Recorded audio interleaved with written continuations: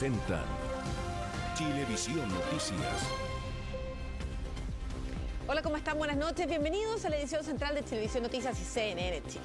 Muy buenas noches. Partimos con las informaciones. Esta madrugada murió el ex fiscal militar Fernando Torres Silva, quien estaba condenado por el crimen del químico de la DINA Eugenio Berríos. Había sido miembro del alto mando del ejército y hombre de confianza de Augusto Pinochet durante la dictadura, acusado además de encubrir a violadores de los derechos humanos cuando integraba la sala penal de la Corte Suprema en los años 90. Horas antes de fallecer, el gobierno le había otorgado indulto humanitario. Así pasaba los días Fernando Torres Silva en Punta Peuco, donde permaneció cerca de 4 años. Este lunes, el ex fiscal militar recibió un indulto del gobierno, una medida que terminó siendo un mero simbolismo, ya que falleció horas después. Hay una cosa que es clara, y esto lo hemos estado viendo no solo en estos procesos, sino que en otros procesos que hemos traído a la vista. El extremismo es una internacional.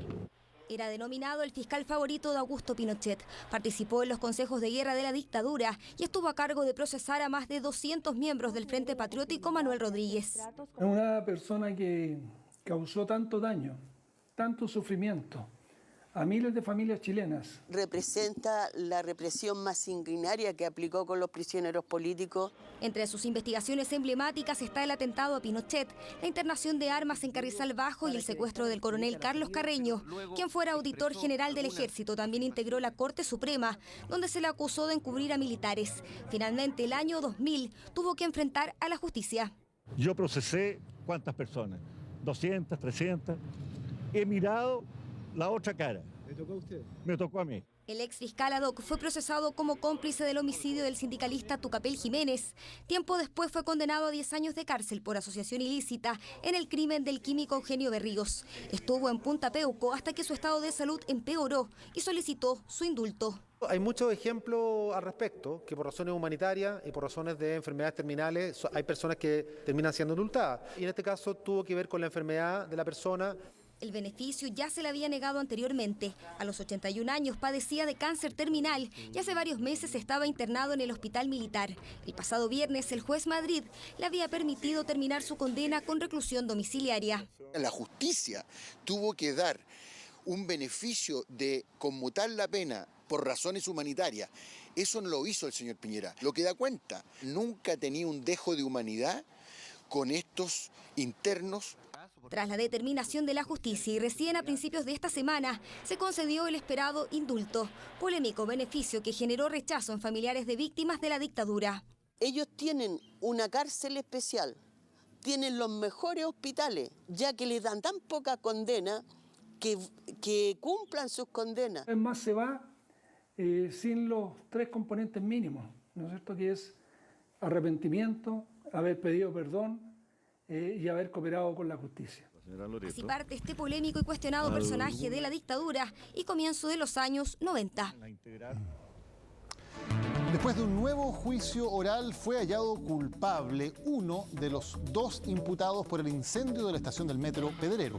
El segundo formalizado fue finalmente absuelto, tal como en el primer juicio donde ambos habían sido declarados inocentes. Hace 6 meses la justicia los había declarado inocentes, pero la Corte de Apelaciones el pasado 18 de enero acogió el recurso presentado por el Ministerio Público ordenando la realización de un nuevo juicio, una segunda instancia ante tribunales que esta vez, tras 11 días de alegatos, tuvo otro veredicto. Un tío y un sobrino estaban imputados por el incendio que afectó la estación Pedrero del Metro de Santiago la noche del 18 de octubre del 2019.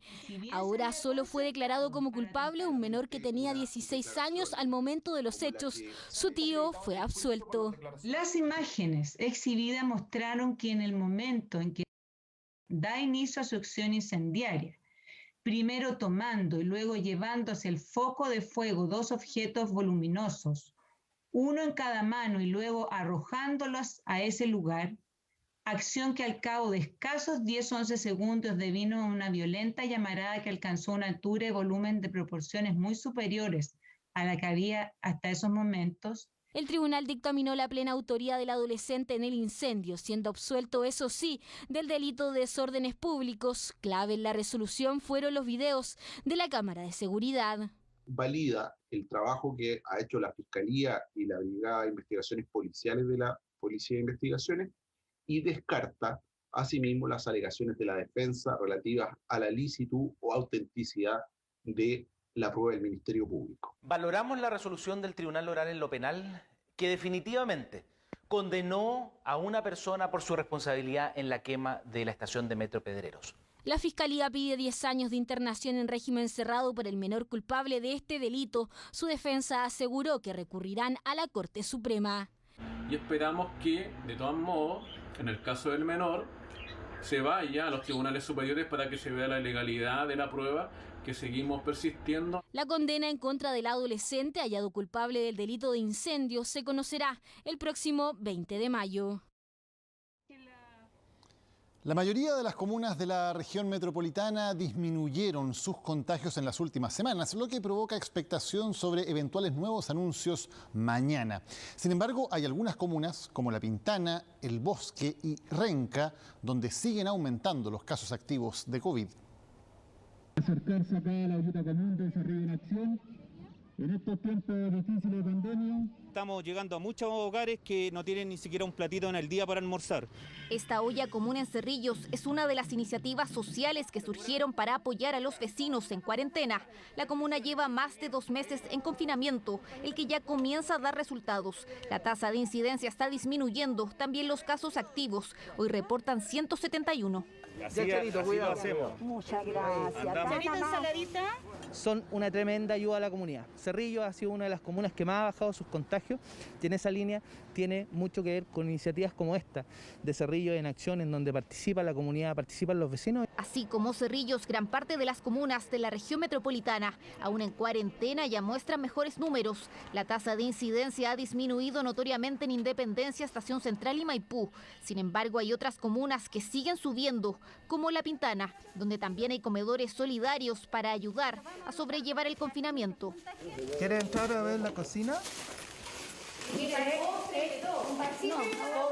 Para que hagan la cuarentena y también porque hay muchas personas que quedaron sin trabajo o personas mayores que no le alcanza con sus pensiones. Además, el municipio junto con la Seremi de Salud han dispuesto toma de PCR en distintos puntos de la comuna. También reforzaron los módulos de vacunación. Aún así registran 685 casos activos. Junto con El Bosque, Lo Prado, Peñalolén y Renca, lideran en tasa de incidencia. Este PCR preventivo lo que está haciendo es mejorar la adherencia de las personas para saber si que tienen efectivamente coronavirus o no, si es que no van a estar propagando al resto de sus vecinos, al resto de sus comunidades. Acciones necesarias para que los contagios sigan disminuyendo en las comunas con peores índices. Según las autoridades, por fin se está evidenciando una tendencia a la baja en la región metropolitana. También el R efectivo, o sea, la velocidad de reproducción de la infección, está bajando. En las últimas 4 semanas hemos venido viendo una estabilización, una disminución del número de casos, particularmente en las últimas 3 semanas, una disminución de la positividad, pero todavía estamos alerta, todavía todos los días tenemos un número de casos que es significativo. De hecho, esta jornada se reportó 3.920 casos nuevos, 28 fallecidos por COVID y una positividad de 11%. En Cerrillos se esperan pronto avanzar a transición, mientras que en La Pintana hacen lo posible para detener el alza en los contagios. Estamos de regreso con noticias que nos llegan desde Arica, donde varias personas reportaron cefalea y náuseas. Todo esto debido a lo que denuncian sería una grave contaminación del agua en diversas playas de la zona. Frente a esta denuncia, la Fiscalía comenzó una investigación para conocer el origen de este problema, el que además ha dejado cientos de ejemplares de especies marinas muertas. Qué terrible, mire, qué terrible. Mire los tomoyos. Estos son los tomoyos, mire. Esos murieron en el agua, no se agarraron vivos para afuera, murieron abajo en el agua porque los pilló algo los pilló. Esa pregunta sigue sin respuestas, pero lo que sí es una certeza es que la mortandad y el daño persisten en las playas de Arica. Sabemos que existen unos análisis que indicaron que existía un boom de microalgas, Hoy día pensamos nosotros que hay algo más que bloom de microalgas que está afectando a estos pulpos. El primer episodio vino a ocurrir a fines de febrero y hace algunos días, nuevamente, diversas especies marinas aparecieron sobre las playas del sector sur de la ciudad. Un daño que esta vez no solo afectó a los animales. Llamados de personas que han sufrido de cefalea, dolor de garganta y otro tipo de malestares. Entonces entendemos que hay una situación anómala y tenemos que determinar efectivamente si proviene de un hecho netamente natural o si hay intervención humana al respecto. Por ese motivo, la Fiscalía Regional instruyó una investigación de oficio a la Brigada Investigadora de Delitos Medioambientales de la PDI para determinar origen y responsabilidades por la inusual y grave contaminación en la zona, la que, según expertos, podría afectar a pobladores. Se generan fuertes olores sulfurosos que afectan la salud de las personas y sobre todo aquellos que son más frágiles en el sistema respiratorio. Oficiamos también al Ministerio de Medio Ambiente para investigar cuáles serían estas eventuales causas y además como municipalidad hemos realizado monitoreos a través de la Dirección de Medio Ambiente y también de la Dirección de Salud Municipal. Indagación que no solo se efectuará a las orillas del Pacífico, sino que además será reforzada con científicos y buzos profesionales para conocer las causas de un fenómeno que se extiende por más de 2 meses. Para poder confirmar o descartar si estamos en presencia de una contaminación por factor humano. El fenómeno de la Niña, la irrupción de microalgas y la emisión de partículas contaminantes derivadas de la actividad industrial y pesquera podrían estar detrás de las nocivas imágenes registradas en Arica. Eso se buscará determinar con esta nueva investigación que espera no solo frenar el daño medioambiental, sino que además ahora salvaguardar la salud de las personas. Noticia de último minuto, les vamos a contar de un violento asalto armado en una bodega de una tienda de retail. Nicolás Krum tiene toda la información, vamos a ir con él. Nicolás, buenas noches. ¿Qué tal, Daniel Maca? Buenas noches. Sí, un violento robo que protagonizaron al menos 10 individuos que habrían llegado a eso de las 3 de la tarde hasta las dependencias de bodegas Global Store, ingresando violentamente, amenazando con armas de fuego al personal que estaba en este lugar, aprovechándose que un camión justo estaba haciendo ingreso hasta este lugar. Entraron detrás del camión en 4 vehículos, se bajaron rápidamente, amenazaron al personal que estaba en este lugar, se dirigieron directamente a una bodega de una empresa de retail para robar diferentes implementos tecnológicos, celulares y otros tipos de artefactos. Escuchemos la declaración de un testigo que nos detalló un poco lo que se vivió en ese momento. Entraron armados, ¿no? Al fondo allá con camionetas, golpeando y con armamento de alto calibre, sí. Yo estaba adentro en todo caso en el patio y de ahí vi cuando los tipos se paró uno allá con un fusil y no dejaba pasar a nadie. Se metió detrás de un camión porque igual la seguridad aquí no es mala, es buena. 4, yo vi 4. 4, ¿no? Y el auto que estaba bloqueando ahí la ha pasado. La policía de investigaciones está al interior de este lugar ya trabajando para poder entregar más antecedentes de lo que fue este robo y, por ejemplo, conocer cuál es el avalúo de este robo aquí en estas bodegas. No pasaron inadvertidos los dichos de Alejandra Cox, presidenta de la Asociación de AFP, en el reportaje que emitimos ayer aquí por Televisión Noticias y CNN Chile. Claro, ha habido muchas críticas durante el día después de que Cox no solamente descartara una jubilación a los 65 años, además diera ejemplos de personas que habían trabajado hasta avanzada edad, como Nicanor Parra o Humberto Maturana. Para muchos fue un pésimo chiste, para otros evidencia el fracaso de un sistema que cumplió 40 años en nuestro país. Una persona que hoy día tiene 25 años sepa que la probabilidad que pueda pensionarse a los 65 es 0, porque realmente no tiene sentido. Para Alejandra Cox, la primera mujer al mando de la Asociación de AFP, pareciera hasta graciosa la situación de los futuros jubilados en Chile. Hablamos de un gran Nicanor Parra, que trabajó hasta los 103, Michelle Bachelet, que está trabajando hasta hoy, Ricardo Lagos, Humberto Maturana, al quien acabamos de perder. O sea, tenemos que potenciarnos como activos mientras la salud nos permita. Yo pienso que ya a los 60 años la persona, al menos el ser humano, tendría que estar ya recibiendo su pensión dignamente para poder vivir la vejez como corresponde. Una más de las estupideces que hablan. porque en realidad viven en otro mundo. Un mal ejemplo para una idea que no es nueva y que tiene que ver con aumentar la edad de jubilación para extender el tiempo de ahorro previsional. Una que no todos comparten y que molestó en forma y fondo. No hay comentario. No están haciendo la pega. Vamos a tener que trabajar hasta que muramos de viejo nomás, porque no tenemos cero posibilidades. La gente que no tiene, ¿qué hace? Ellos la están viendo solamente por ellos, jamás han visto nada de nosotros. Lo que ignora el comentario es que no todos tienen un trabajo que les permita extender su edad laboral. Fuerza física, condiciones extremas, horarios extensos y un sistema de salud que no es para todos igual. Yo espero que los haya dicho en broma. Yo creo que no ayuda a poner como ejemplo una persona de más de 100 años. La verdad es que nadie ha estado pensando nunca, me imagino, en eso.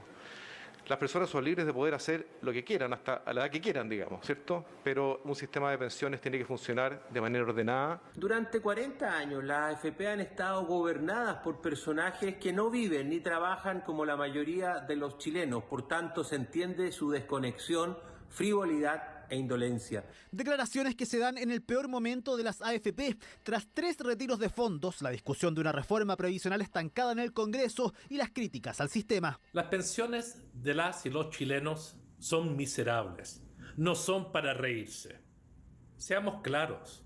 El sistema de pensiones, la AFP y la presidenta de esa asociación son un fracaso. Hago el llamado finalmente al gobierno a que le ponga a discusión inmediata la reforma previsional para darle dignidad a nuestras personas mayores. Nos dice una sola cosa: este es el reconocimiento explícito de las propias AFP del fracaso de su modelo. Dichos de Alejandra Cox que causaron desilusión y que para muchos ratifica que no se cumple la promesa original de las AFP. Por eso existe coincidencia en que el sistema debe ser modificado. La oposición entregó al gobierno su propuesta de mínimos comunes, la que incluye una renta básica universal de 600.000 pesos para una familia de 4 personas. Ahora la moneda tendrá que analizar si acoge o no las ideas del bloque, aunque todavía está a la espera de las sugerencias de Chile Vamos. El ministro de Hacienda aclaró que luego de revisar todas las propuestas, será el presidente Piñera quien decida. Hace 12 días se lo esperaban y por eso fueron juntos a escuchar la propuesta de mínimos comunes de la oposición. Renta básica universal de emergencia es lo que resuena en la moneda desde que se produjo el primer encuentro, una que propone sea un 30% por sobre la línea de la pobreza. Con 200 lucas, 230, igual no lo queda así como medio apretadito, pero yo no sé, 400. Es muy poco, sube todo el gas, la luz también. Por persona, está bien. Porque si te das cuenta, una familia de 3 personas ya están sacando una renta sobre 700.000 pesos. Pero el cálculo de Pablo no es el correcto. La propuesta de la oposición plantea 229.000 pesos por un hogar de una persona y hasta 604.000 para uno de 4. La propuesta, que fue conversada con actores sociales, cuesta 1.600 millones de dólares al mes y pretende extenderse hasta septiembre de este año. Llamamos nuevamente al gobierno y a la derecha a dejar atrás la lógica de que las familias paguen la crisis con sus ahorros individuales de AFP o cesantía. Chile puede entregar un aporte fiscal suficiente. Los recursos están. Solo falta la decisión política del gobierno. Ahora la pelota está del lado del gobierno. Nosotros esperamos tener una pronta respuesta y por supuesto que vamos a tramitar con la mayor dedicación y preocupación este proyecto de ley. La idea de la oposición incluye subsidios para pymes, condonación y suspensión de pagos, fomentos para el empleo y medidas sanitarias, cambios patrocinados por proyectos de ley que ahora el Ejecutivo tiene que analizar. Hay varias cosas que ya están bastante cerca de lo que nosotros mismos hemos dicho como gobierno, como por ejemplo el que queremos avanzar al 100% del registro social de hogares, el que queremos que los montos se puedan incrementar. El gobierno está dispuesto a revisar lo que haya que revisar y por lo tanto eso es lo que vamos a hacer en los siguientes días, pero es importante también poder revisar las propuestas de todos los actores. Falta la propuesta de mínimos comunes de Chile Vamos y eso mantiene en compás de espera el gobierno. La moneda tiene que analizar también el costo fiscal de las ideas de la oposición, monto que proponen se pague con los mayores ingresos del cobre. Se está estimando entre 4.000 y 10.000 millones de dólares probable, y a su vez tenemos una parte de los fondos de Fuerzas Armadas destinados a la Fuerza Armada que creemos de que una parte de esos recursos podrían ayudar a resolver estos gastos. Hemos planteado plantea un mecanismo de financiamiento para ello, donde los que tienen más paguen más. Por ejemplo, las exenciones tributarias.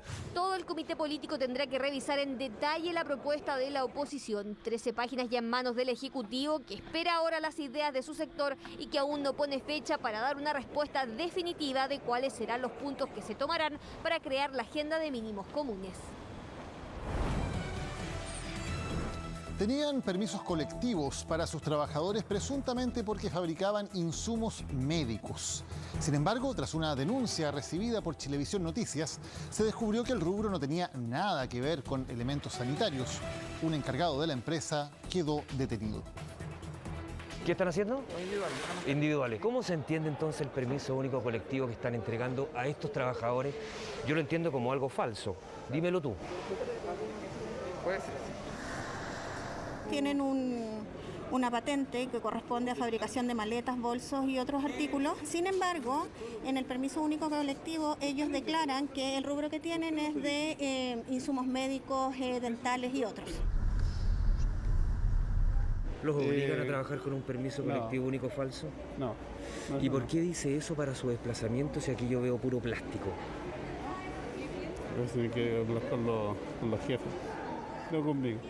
Yo no le puedo darle respuesta. Trabajadores que reciben permisos colectivos irregulares para llegar a esta empresa y realizar sus labores.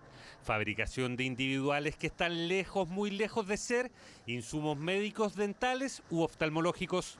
Américo Vespucio 2100. Nos llegó una denuncia en relación a que estarían entregando permisos colectivos únicos falsos. Esta denuncia alertó a un equipo de Chilevisión Noticias.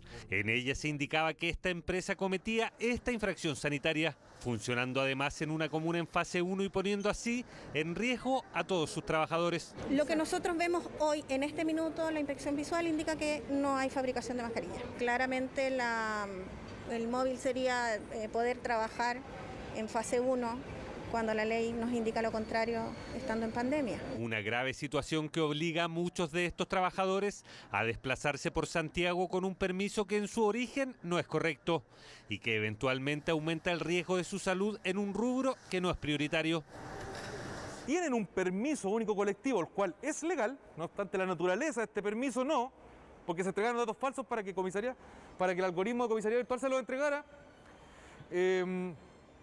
Es que necesito que por favor todo y cada uno entregue sus cosas, guarde sus cosas y se vaya a su casa. Y afortunadamente el criterio primó. Los trabajadores fueron enviados a sus domicilios, suerte muy distinta a la que corrieron los encargados. Nosotros tenemos que detener al encargado del local e informar al Ministerio Público de la infracción correspondiente al artículo 318 del Código Penal para que se adopten todos los procedimientos correspondientes y nosotros esperar la instrucción. Sin embargo, al parecer cuesta entender. Todo porque aparentemente en medio de un procedimiento que debía ser rápido, alguien solicitó que antes de irse, los trabajadores marcaran su tarjeta en el reloj de salida. Es súper simple de entender. Hay una normativa que se está haciendo y es por el bien de todos. ¿Ya? La infracción al artículo 318, los famosos sumarios sanitarios que se cursan son por el bien de todos y cada uno de nosotros. Lamentablemente hay gente que no toma conciencia respecto de esto. Y son las personas como esta, que hacen trabajar a personas, tienen que venir a trabajar, falseando incluso muchas veces antecedentes directamente a carabineros para que otorguen un respectivo permiso. Sin embargo, y pese al operativo policial, los encargados de la empresa insisten en la legalidad de los permisos y que estos fueron obtenidos de manera regular a través de la comisaría virtual. ¿Qué están haciendo? Individuales. ¿Y las mascarillas las distribuyen o las fabrican ustedes acá? Las distribuyen, no están fabricándolas. ¿Cómo se entiende entonces el permiso único colectivo que están entregando a estos trabajadores? Yo lo entiendo como algo falso. Dímelo tú. Puede ser. El punto es que ahí, una vez que se ingresa al RUT de la empresa, se despliega un menú con las opciones de rubro. Ahí quienes lo solicitaron cometieron una irregularidad. Creo que siempre burlar la ley o buscarle una salida distinta, alternativa, creo que siempre debiese ser un delito, más aún cuando está en juego la salud de las personas. Se logró detener a una persona que tenía una empresa cuyo giro supuestamente era de fabricación de remedios, pero gracias a la denuncia de los vecinos se pudo verificar que lo que hacían era trabajo de cueros. Y es por eso que las personas fueron detenidas y pasadas a audiencia de control de detención por el fiscal por vulnerar el artículo 318 del Código Penal. Entonces, el entregar información que no corresponde bajo juramento, ¿podría tener alguna consecuencia legal de gravedad para quien lo hace? De lo contrario, podemos incurrir, las personas naturales y las empresas o personas jurídicas, podemos incurrir en infracción al artículo 210 del Código Penal. Esto es por declarar hechos falsos ante autoridad competente. Penas que podrían ser de presidio o millonarias, multas en dinero. Un nuevo ejemplo de quienes intentan burlar a la autoridad, mintiendo en la obtención de permisos y que ahora deberán dar explicaciones frente a la justicia. Al menos en esta ocasión, el criterio primó y los trabajadores no fueron expuestos a ninguna pena. Fue a un remate y de un momento a otro se apropió de la cartera total de deuda de los alumnos de la extinta Universidad Arcis, documentos avaluados en más de 10.000 millones de pesos. Sin embargo, asegura que no pretende lucrar con esto. Es la historia del dueño de un taller que pretende devolver los cheques y pagarés a cambio de un aporte voluntario, buscando, dice, que los estudiantes puedan arreglar su situación financiera. Estos son los cheques. Las personas que tenían cuenta corriente o sus papás tenían cuenta corriente de los alumnos, estos son sus cheques. 136.500 pesos de... aquí hay cheques de 170.000, estos del año 2018. O sea, hay del año 2012 hasta el 2018 más o menos. Están protestados. No solo una ruma de más de 1.000 cheques protestados. La oficina del taller de David hoy alberga además casi 40 cajas con archivadores repletos de pagares morosos. Estas son 24 cuotas de 67.300, que si lo sacáis igual es harta plata. 2.386.429 de este alumno no pagado. Se trata de la cartera de deuda de los estudiantes de la Universidad Arcis, cerrada en 2017 y cuyo edificio hoy ni siquiera existe. Más de 7.000 alumnos quedaron con pagos pendientes, cheques y pagarés, que tras el fin de la casa de estudios fueron un verdadero dolor de cabeza. No podían acceder a los documentos y por ende menos regularizar su situación financiera. Ahí David quiso ayudar. Todo partió a fines del 2019. El factoring, dueño de la cartera de deuda, la iba a rematar. En octubre fue el estallido, entonces en el mes de diciembre comenzó a salir en los diarios las publicaciones de remate y que se liquidaba esta cartera, y como había un poco de conciencia por todo lo que estaba pasando, a mí me interesó. Fue a la oficina del remate y su sorpresa fue mayor. Estaba el martillero, los abogados de esta empresa y yo. Entonces hubo un solo postor y el mínimo era 1 millón de pesos. En el fondo lo que yo quería era perdonar la deuda a la gente, no seguir hundiéndola más. ¿Y cómo? Asegura que busca devolver los documentos a cambio de un aporte voluntario mínimo, solo si la persona tiene dinero. En ningún caso pretende cobrar el total de la deuda, siendo que la tentación podría ser alta. Esta hoja es el documento del total de la cantidad de plata que es un montón de plata. 10.760 millones. Claro, este es el total de plata que hay entre documentos y entre cheque y pagaré. Cristian dice poder atestiguar la veracidad de las palabras de David. Estudió en la Arcis, dejó cheques a fecha en garantía y tras el cierre, el factoring los cobró todos juntos, por lo que no alcanzó a cubrir de fondos al último, lo que le trajo graves problemas. No podía pedir un crédito hipotecario con ellos porque salía en mi historial que tenía un cheque protestado por falta de fondos. Para poder aclararlo, necesitaba el documento físico. Y ese documento físico yo se lo había entregado a la Universidad Arcis en ese tiempo. Debería estar prohibido por ley que a estas personas se les demande, que además se les rematen sus bienes, se les nieguen sus préstamos, y sobre todo en estos tiempos. No sabía dónde estaba el cheque y lo necesitaba. Buscó hasta que dio con David. Y ahí él me ofreció y me dijo, Cristian, si tú no tienes dinero, lo único que pido es una colaboración. Si no tienes, llévate el cheque. Y la idea mía es ayudar a la gente de la universidad. Así Cristian le pasó 30.000 pesos a cambio del cheque que le permitió aclarar su situación y finalmente optar a un crédito, algo que Carla ve con esperanza. Mi deuda está prescrita, imagínate, yo me titulé el 2002, ya ni me acuerdo qué firmé, pero claramente ahí poder llegar a estas instancias después de, no sé, casi 20 años, es un sueño. Aparte de problemas económicos, esa deuda impidió que le dieran su certificado de título, lo que le complica hasta hoy la búsqueda búsqueda de trabajos. Y si bien las deudas están prescritas, la existencia de documentos protestados pueden ser una carga de años. Cuando se generan deudas, quedan al boletín comercial esas deudas y por lo tanto le perjudica todo para el comportamiento financiero, para obtener un crédito. Para eso es fundamental la aclaración. Para la aclaración en el boletín comercial sí o sí se va a requerir el documento físico, obviamente con el acta de protesta, etc.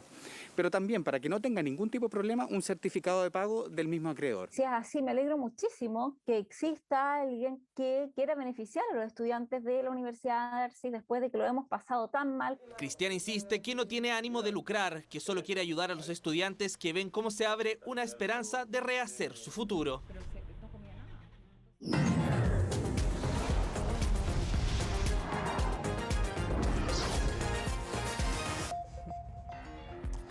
Bueno, ya estamos en tierra derecha para las elecciones, en la franja final. Ustedes vieron que la franja electoral volvió, va a estar hoy día y mañana presente. Y a pocas horas de las elecciones ya se anunció también cómo va a funcionar el transporte público el día sábado y el domingo. Claro, porque hay horarios especiales y lo más importante, 2.000 servicios van a ser completamente gratuitos. Entre ellos, el Metro de Santiago. Quienes requieran viajar para votar van a poder hacerlo, tienen que tener permisos en mano. ¿Cuáles son? Lo vemos a continuación. ¿Va a ir a votar el fin de semana? Por supuesto. ¿Sabe cómo funciona el transporte público el fin de semana? No, desconozco.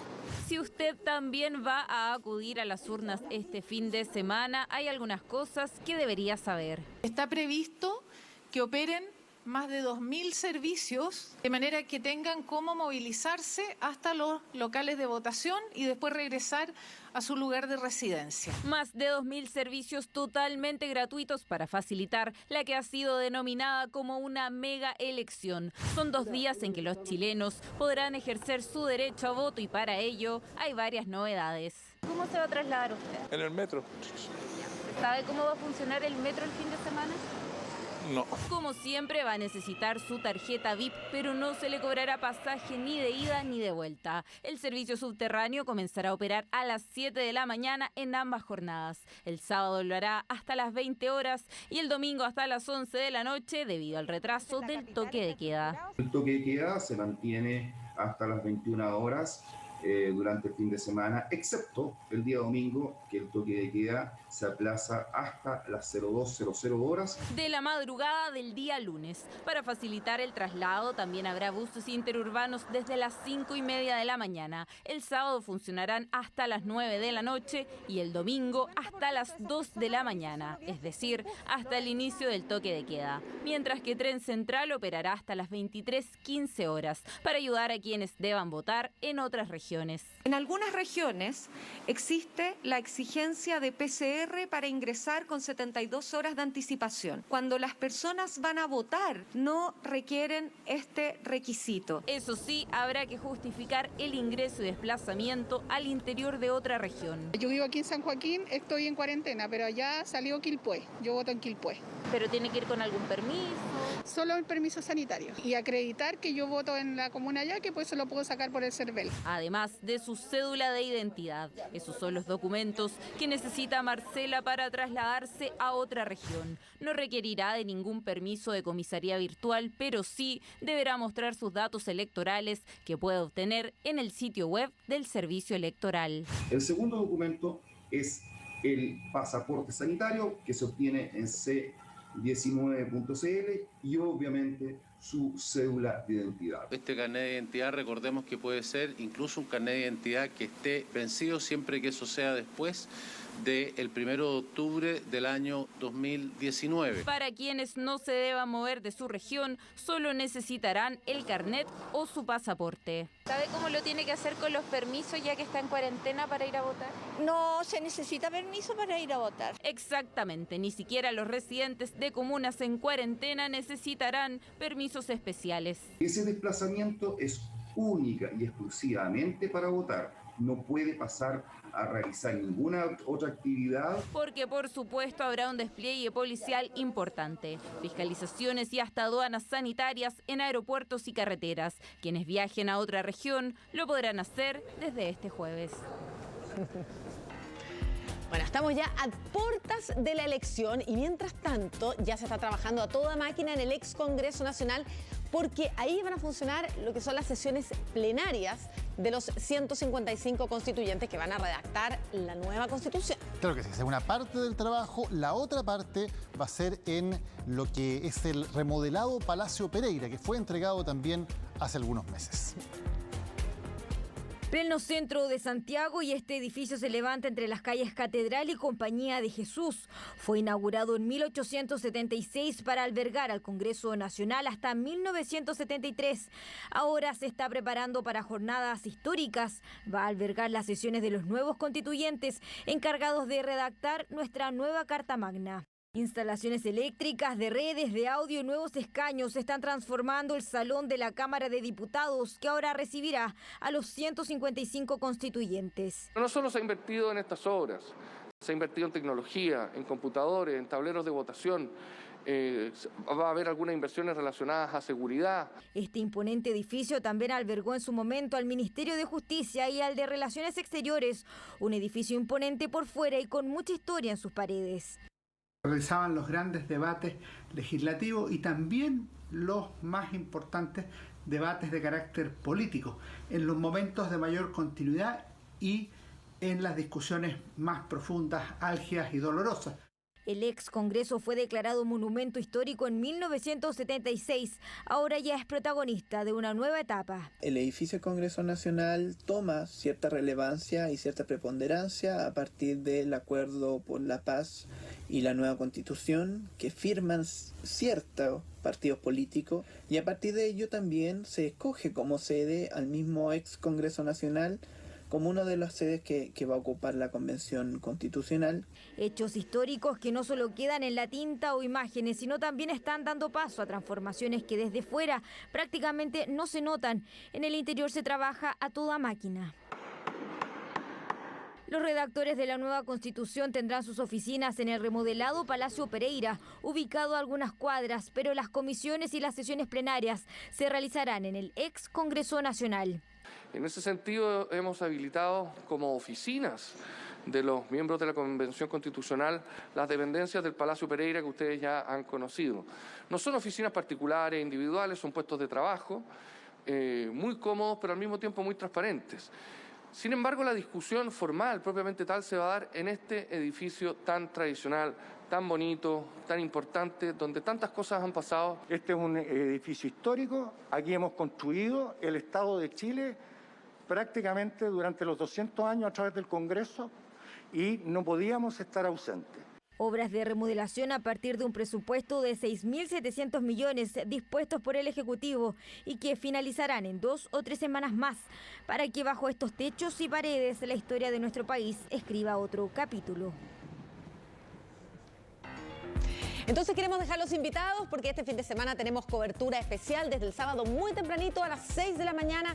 Estaremos en distintos puntos, iremos además a votar acompañando a los personajes principales de esta elección, y todo esto hasta la última hora del domingo. Claro, recordad que entonces el sábado se van a cerrar las locales de votación a las 6 de la tarde, quedan resguardados los votos, se reabren el domingo, y por cierto la transmisión del domingo va a ser mucho más larga porque vamos a tener no solo la votación sino el recuento y todos los resultados de las elecciones, recordemos, de constituyentes, gobernadores, alcaldes y concejales. Transmisión conjunta de Chilevisión y CNN Chile.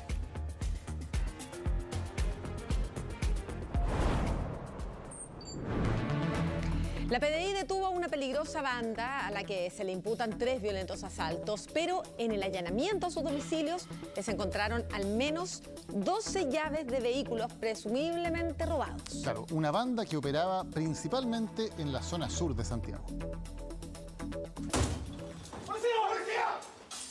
Había una serie de asaltos que aclarar. Irrupción simultánea en 13 domicilios. Detectives detrás de una de las bandas más violentas del último tiempo en la zona sur de la capital. Sí, cuando me pidieron mis cosas, yo lo único que me dijeron, entrega las cosas y sacan una pistola con un alargador hacia abajo, porque una pistola grande, y me la colocan en esta parte del estómago. Lo interceptaron justo cuando estaba entrando el auto, siempre bajo amenazas. Golpeado incluso en su cabeza varias veces con un arma, lo registraron. Luego hasta le lanzaron sus lentes ópticos al suelo.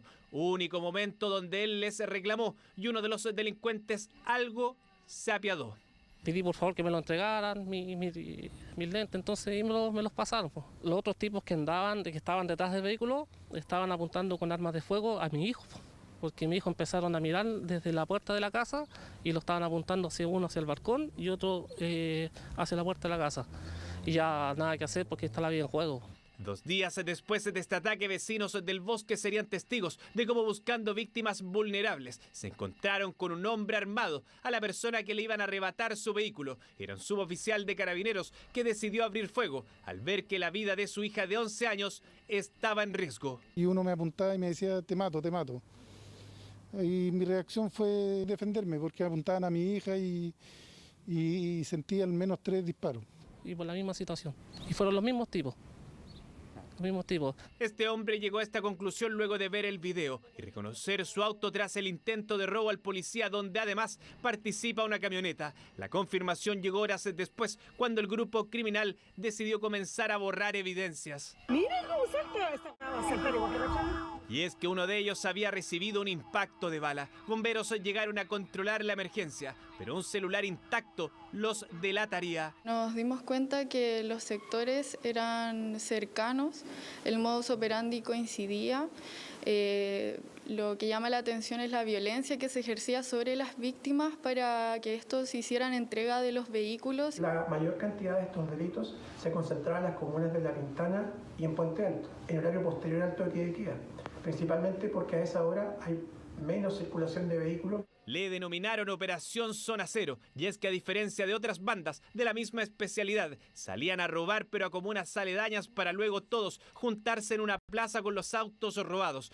La revisión del celular arrojó fotografías donde de aquellos se jactaban y también un apodo, el maldito Kevin, aquel sindicado como quien ocupaba una pistola con cargador extendido y era extremadamente violento. En el archivo de este año, su hermano de 15 años fue baleado en un intento de encerrón a un funcionario de la PDI que iba rumbo a su casa en Puente Alto. Una organización dentro de la banda, también roles, por ejemplo, este sujeto es generalmente, por lo que describen las víctimas, era el que violentaba a las víctimas.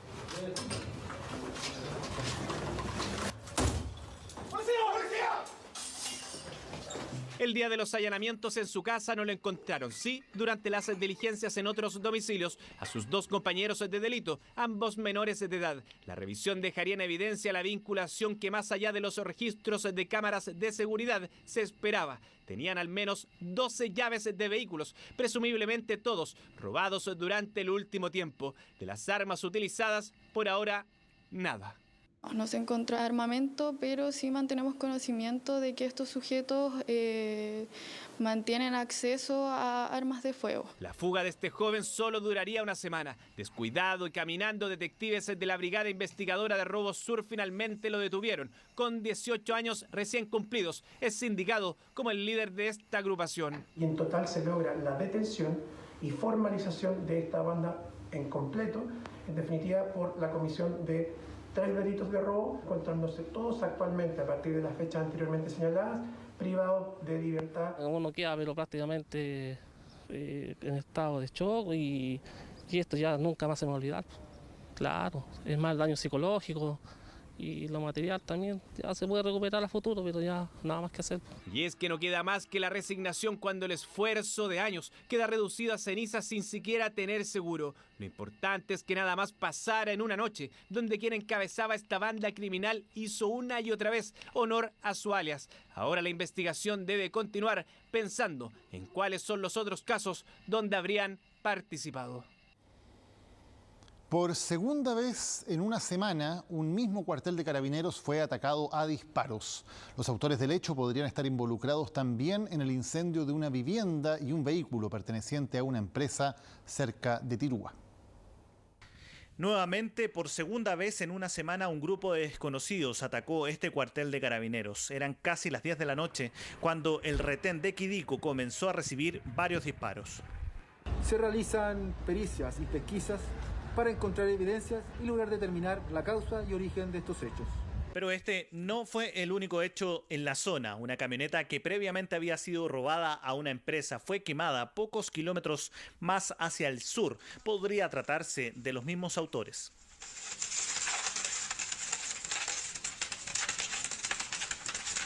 De los autores de los disparos aún nada se sabe. Este registro muestra los efectos de disparos realizados en contra del mismo retén hace solo una semana, el 6 de mayo.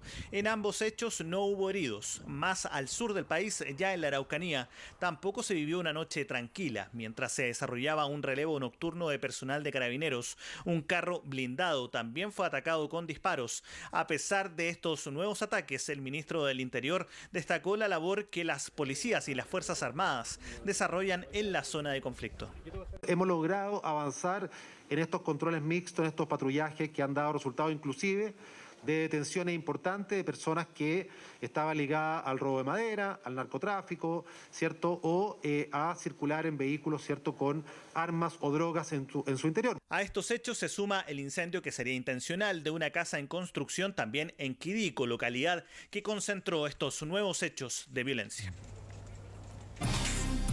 Después de 2 años, la investigación de una tragedia aérea despierta desconfianza en la familia de un experto piloto, ex compañero en la FACH del actual comandante en jefe, quien se estrelló junto a un operador mientras estaban realizando trabajos de topografía aérea. Claro, culpan a la empresa por utilizar equipos que no estarían autorizados por la Dirección de Aeronáutica Civil, pero también a esta dirección por ser, dicen, juez y parte.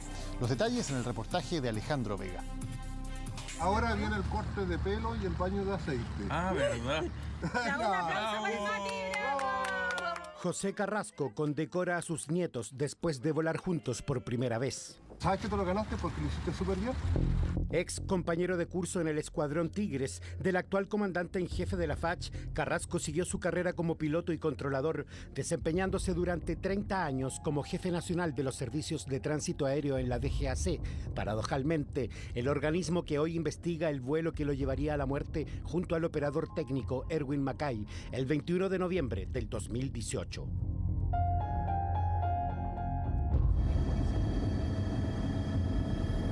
Dijeron que el piloto le había dado una hipoxia. Eso también fue otra de las mentiras.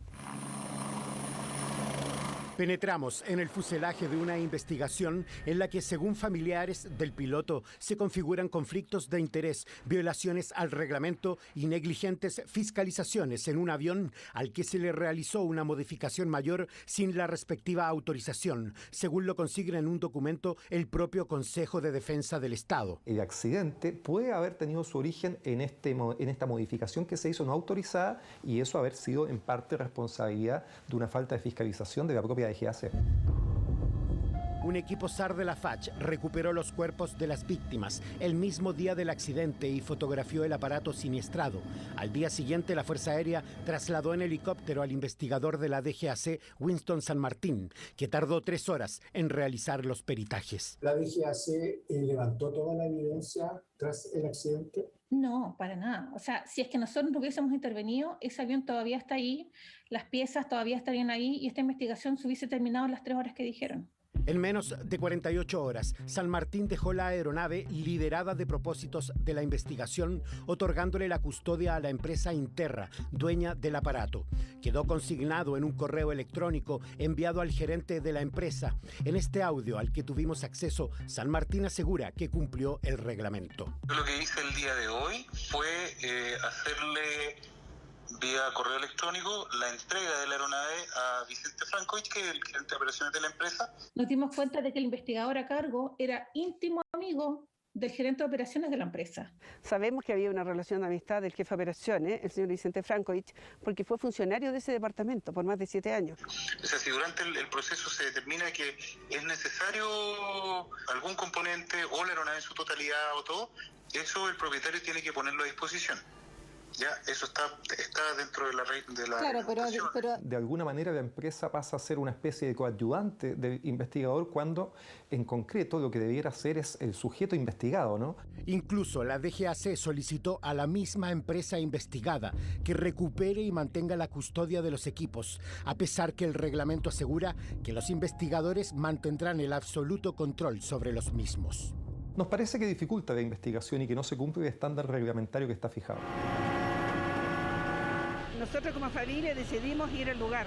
A 15 minutos de Santiago sobrevolamos el cordón cordillerano buscando el lugar donde José perdió la vida pilotando el avión Cessna de la empresa Interra durante un trabajo aéreo de fotogrametría que realizaba junto al operador Erwin Mackay.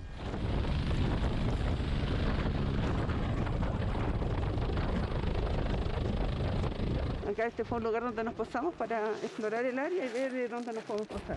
¿Dónde está el norte acá? Está para arriba. Para allá. Para sí, pero acá dónde? Para arriba. Para arriba del norte. Entonces te está indicando acá tiene que ser. ¿Cachai? Claro. Son como 3 kilómetros, yo creo que me va a demorar un ratito, sí. Y ahí nos indicáis dónde es el lugar exacto y nosotros tratamos de acercarnos en el helicóptero. Sí, yo creo que puedo hacer eso. Entonces acá sería... Ahí. Antes de la quebrada, en este derecho para allá. Una semana después del accidente, la hija de la víctima, Claudia Carrasco, sobrevoló la zona en helicóptero. Se posaron en una de varias explanadas que hay en este sector. Y lamentablemente cuando yo llego al avión, además de encontrarme con todas las cosas de mi papá, sus lentes, todas las cosas con todo este valor emocional que él siempre tenía, me encuentro con todos sus restos biológicos ahí. El tacómetro del avión estaba ahí, indicando las revoluciones que tenía el avión en el momento del impacto. En nuestra reunión nosotros le dijimos, ¿saben que nosotros fuimos al sitio del suceso? Y ustedes nos están mintiendo descaradamente, nos están diciendo que el motor estaba a 2 metros bajo suelo, que las hélices no estaban, estaba todo ahí. Claudia es piloto comercial entrenada en la NTSB, que investiga de forma independiente los accidentes en Estados Unidos, a diferencia de lo que ocurre en nuestro país. Tenemos un organismo que es regulador, fiscalizador, que es la DGAC, pero luego cuando ocurre un accidente es la propia DGAC la que tiene que investigarlo.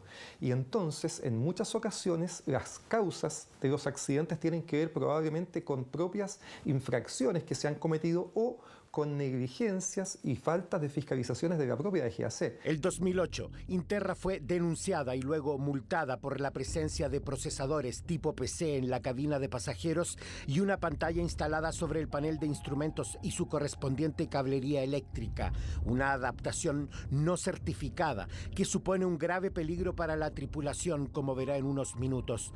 Tras esta sanción, la empresa decidió presentar un proyecto técnico para instalar un nuevo equipamiento que sí fue autorizado por la DGAC.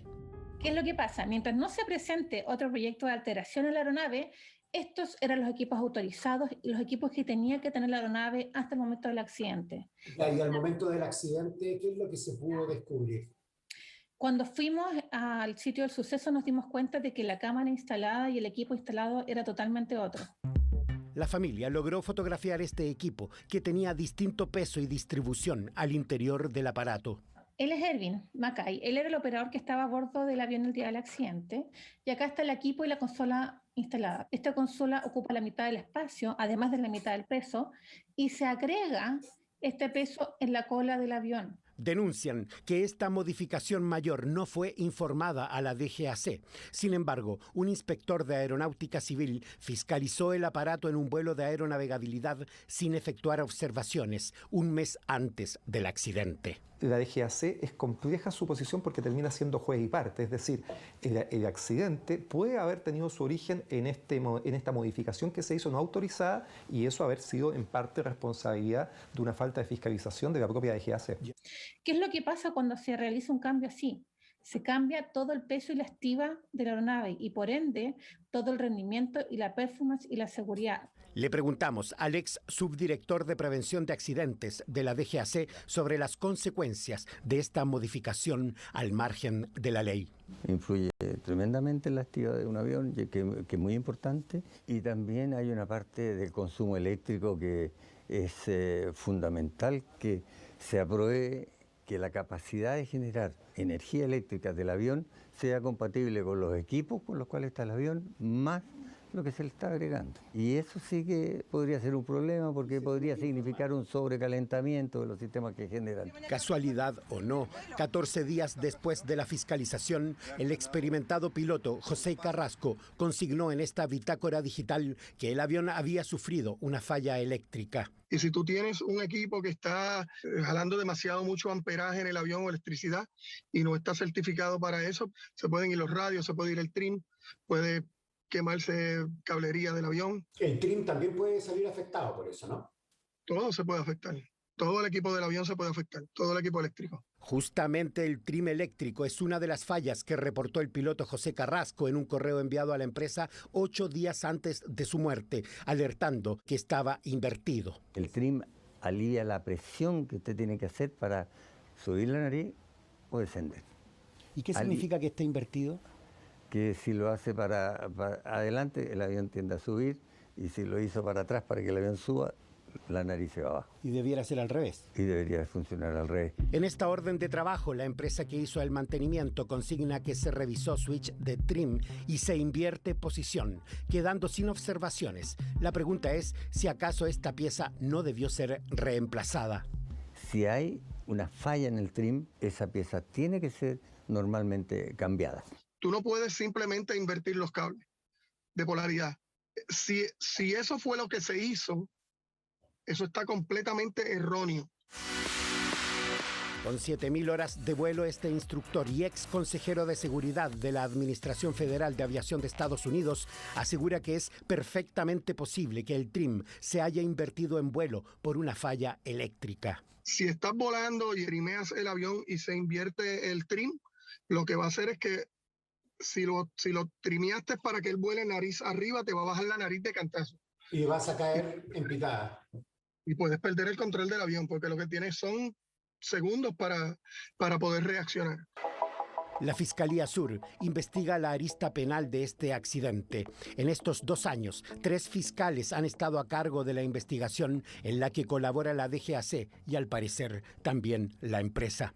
A ellos le han entregado todo, a nosotros no nos han entregado nada. El disco duro del equipo láser lo recoge el fiscal y trata de hacer pericias, pero según la Dirección de Aeronáutica mandó a periciar ese disco duro a la empresa Interra.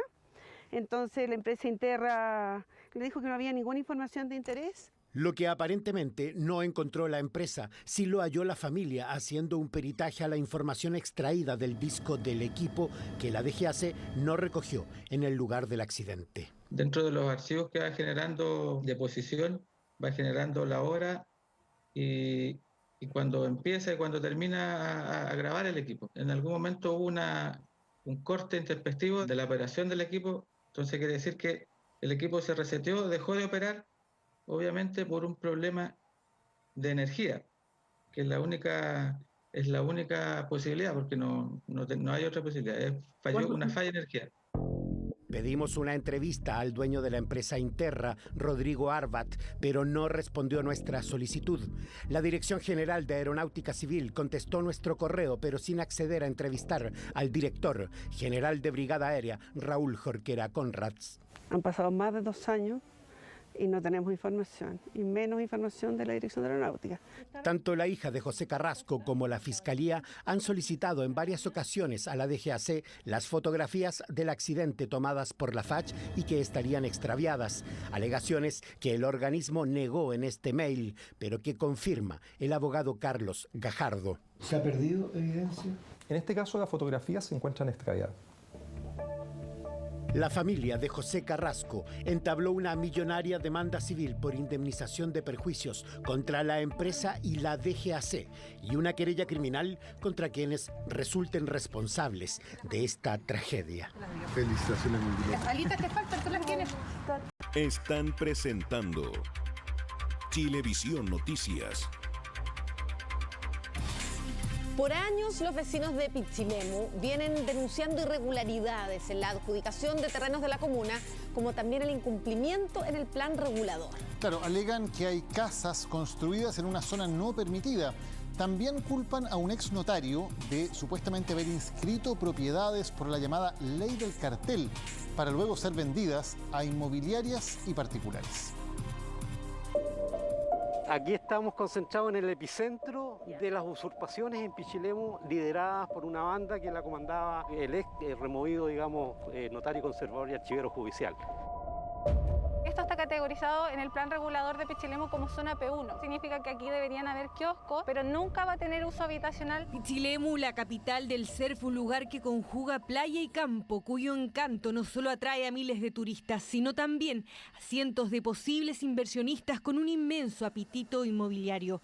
Tanto así que la disputa por sus terrenos no cesa, entre tantos casos, la del ex notario del pueblo acusado de inscribir fraudulentamente algunas propiedades. De una caseta de guardia. ¿Y eso quién lo puso? Marcos Soto y Felipe Miranda, que son los que pretenden ser dueños de esta propiedad. Con un título de bienes nacionales.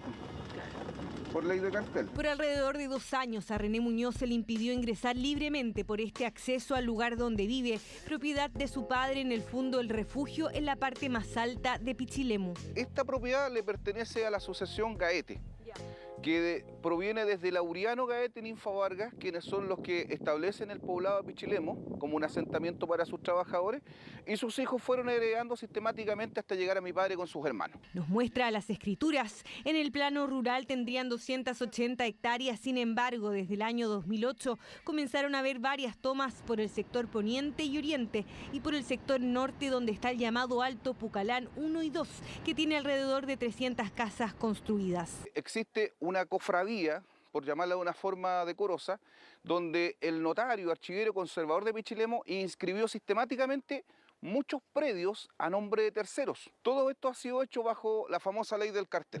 La llamada ley del cartel en realidad es una alternativa que da bienes nacionales a quienes tienen la posesión pacífica de un bien raíz y quieran adquirir el dominio a través de este decreto. Su nombre es porque se pone un cartel en el inmueble donde se está solicitando adquirir el dominio y además exige: debe señalar la leyenda de que se tiene un plazo de 60 días para que se pueda ejercer cualquier tipo de oposición en contra de este decreto que está llevando a cabo la persona del requirente. En este caso, según René Felipe Miranda, el nuevo dueño habría adquirido los títulos de alrededor de 114 hectáreas bajo la ley del cartel. Donde se publica en un cartel afuera de la notaría que hay un terreno vacante. Toman un rol de cualquier persona y hacen que ese rol vacante lo inscriben a nombre de ellos. Con eso, el notario acá le daba un título de dominio y ellos venían y vendían. Tras adjudicarse el loteo, lo habrían vendido a la constructora Pacal. Marcos Soto, cuñado del nuevo dueño, es quien administra el lugar y gestiona ante el municipio los subsidios habitacionales. Y también, según René, es quien lo mantiene vigilado a través de guardia y lo amenaza constantemente, tal cual aparece en este video. Ellos tienen acceso acá. No tienes por qué ingresar aquí. No tenéis por qué ingresar acá. No, yo no me ensucio las manos como... No. Con psicópata, pégame. No, Contactamos a Marcos Soto, que no quiso dar entrevistas, sin embargo reconoce que habría perdido la paciencia en aquel video. Según dice, ellos nunca adquirieron los terrenos bajo la ley del cartel.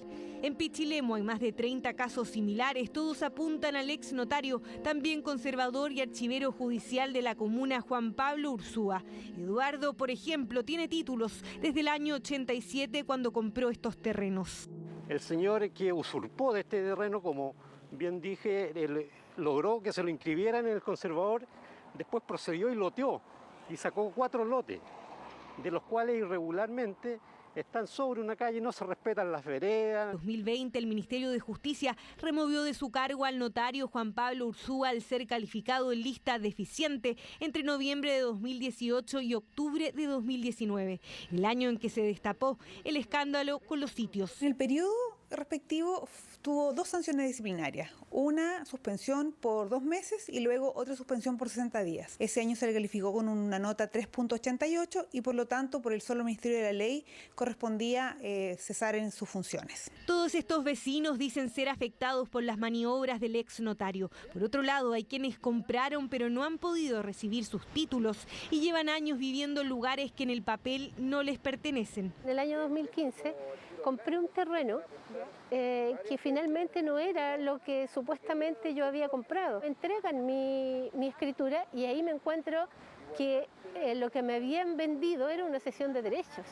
no era la propiedad que yo había comprado. Según Margarita, en 2017 el cuestionado notario hizo una inscripción en la escritura de compra-venta de su propiedad. Situación que es demasiado irregular porque ahí no existe ningún condominio. Nosotros somos un lote irregular y yo me pregunto, ¿cómo es que el señor notario hizo esta inscripción sin los documentos municipales correspondientes?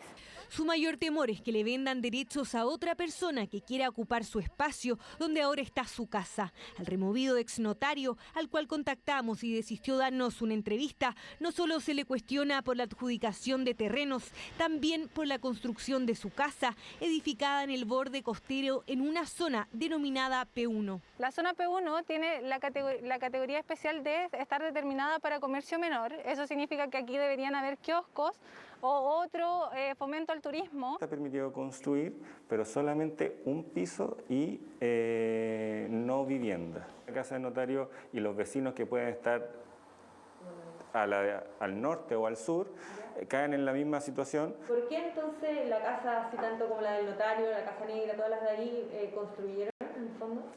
Por la misma situación de que acá se acuñó una manera de trabajar de que construyo y después regularizo. La municipalidad se excusa diciendo que a partir del año 2005 el radio urbano se extiende 5 veces lo que era antes. En ese entonces el equipo de la Dirección de Obras era uno pequeño y no daba abasto para controlar ni fiscalizar realmente. Finalmente, en octubre de 2019 se ordenó la demolición de la casa del notario, pero como puede ver sigue ahí. Notificamos al dueño de esta propiedad para decirle que tiene orden de demolición. La sorpresa es que él ya no es el dueño, es un tercero. Por lo tanto, el acto administrativo que se hizo ya no es válido, por lo tanto tenemos que volver a ejecutarlo por una segunda vez. Y para su sorpresa, cuando van a notificar a la segunda propietaria, la casa se había vendido nuevamente. El municipio ahora está estudiando otra manera de proceder. Independiente de que nosotros hacemos el trabajo ante la comunidad, la casa sigue estando, efectivamente, la comunidad tiene todo el derecho de cuestionarnos. Bien tarde llega este reconocimiento del desorden que existió por años en Pichilemu. El panorama es complejo para reordenar usos de suelo y bordes costeros. Imagine lo que costará demoler la misma casa del notario que ahora ya lleva 3 dueños. Miren las noticias, pero los invitamos a seguir en Chilevisión con un nuevo capítulo de Yo Soy. Nuestros competidores se enfrentan para ser el mejor de la semana. José Feliciano, Barry White, Luis Fonsi y muchos otros. Y también pueden seguir por CNN Chile porque ya viene Conexión Global junto a Mónica Rincón. Que estén bien y que tengan buenas noches. Buenas noches.